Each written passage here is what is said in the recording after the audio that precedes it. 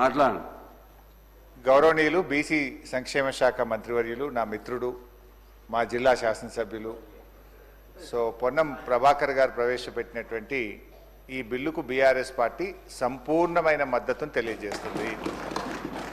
ఈ బిల్లును మేము మనస్ఫూర్తిగా స్వాగతిస్తూ ఉన్నాము. అయితే ఈ బిల్లు ఎప్పుడు నిజంగా బీసీ వర్గాలు సంతోషపడతాయంటే, బీసీ వర్గాలకు విద్యా ఉద్యోగాల్లో 42% రిజర్వేషన్ వచ్చినాడు.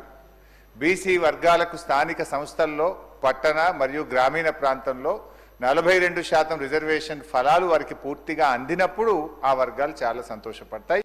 అవి అందాలని కోరుకుంటున్నాం. అవి అందే ప్రక్రియలో రాష్ట్ర శాసనసభ ఏకగ్రీవ తీర్మానం చేయడంతో పాటు రేపు కేంద్రంలో పార్లమెంట్లో పోరాటానికి కూడా బీఆర్ఎస్ పార్టీ కలిసి వస్తుంది. మాకున్న 4 రాజ్యసభ సభ్యులు కూడా ఏకగ్రీవంగా ఈ బిల్లుకు మద్దతు ఇస్తూ మేము ఓటేస్తాం. అయితే ఈ బిల్లు పాస్ కావాలంటే ఏం కావాలి అధ్యక్ష? రాహుల్ గాంధీ గారు ఇలా ప్రధాన ప్రతిపక్ష నాయకుడు, 100 మంది ఎంపీలు ఉన్నారు. వారు మరి ఈ బిల్లు మీద ఒత్తిడి తేవడానికి పార్లమెంట్లో వారు కృషి చేయాల్సినటువంటి అవసరం ఉంది.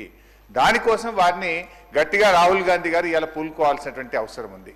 అయితే మా మిత్రులు పొన్నం ప్రభాకర్ గారు మేమేదో మిస్గైడ్ చేస్తున్నాం అనేటువంటి మాట మాట్లాడినరు. అది కరెక్ట్ కాదు. ఈ బిల్లు విషయంలో రాష్ట్ర శాసనసభలో గతంలో కేసీఆర్ గారు ఉన్నప్పుడు కూడా అధ్యక్ష, మేము మార్కెట్ కమిటీ చైర్మన్లలో, డైరెక్టర్లలో బీసీలకు 50% రిజర్వేషన్ తెచ్చింది బీఆర్ఎస్ పార్టీ. అదేవిధంగా బీసీల విషయం వైన్స్లో మొట్టమొదటిసారిగా ఈ దేశంలో ఎక్కడ లేని విధంగా మా గౌడన్నల కోసం మరి గీత కార్మికులకు వైన్ షాప్ల అలాట్మెంట్లో కూడా రిజర్వేషన్ తెచ్చింది బీఆర్ఎస్ ప్రభుత్వము. ఇట్లా మేము కొన్ని కార్యక్రమాలు చేసినాం. అయితే మేమేమంటున్నామంటే, ఈ బిల్లులో ఒక 2 విషయాలు మీ చేతిలో ఉన్నది. ఇది దీంట్లో కేంద్రం పర్మిషన్ అవసరం లేదు, ఢిల్లీ అనుమతి కోసం వేచి చూడాల్సిన అవసరం లేదు. రేపో మాపో బడ్జెట్ పెడుతున్నాం కనుక మేము ఈ బిల్లులో 3 అంశాలు మా గంగుల కమలాకర్ అన్న చెప్పినటువంటి విషయాల్లో ఇందులో మనం పెద్ద బేసిజాలకు పోవాల్సిన అవసరం లేదు.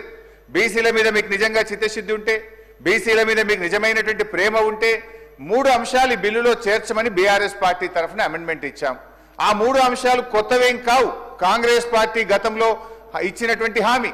అందులో మొట్టమొదటిది గౌరవనీయులు గంగుల గారు చెప్పినట్టు 42% ప్రభుత్వ కాంట్రాక్ట్లలో బీసీలకు రిజర్వేషన్ చేస్తూ ఈ బిల్లులో చేర్చండి.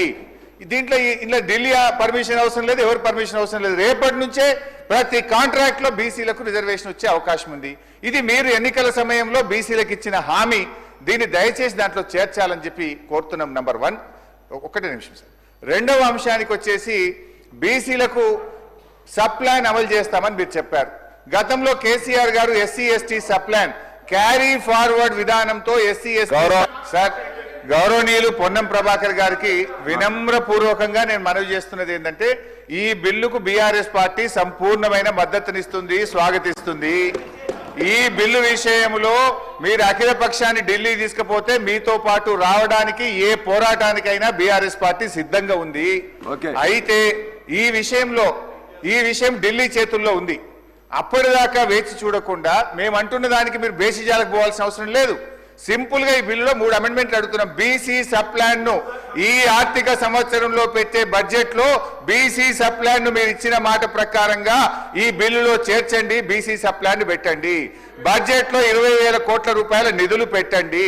కాంట్రాక్టుల్లో బీసీలకు 42% రిజర్వేషన్ కల్పిస్తూ ఈ బిల్లులో చేర్చడం ద్వారా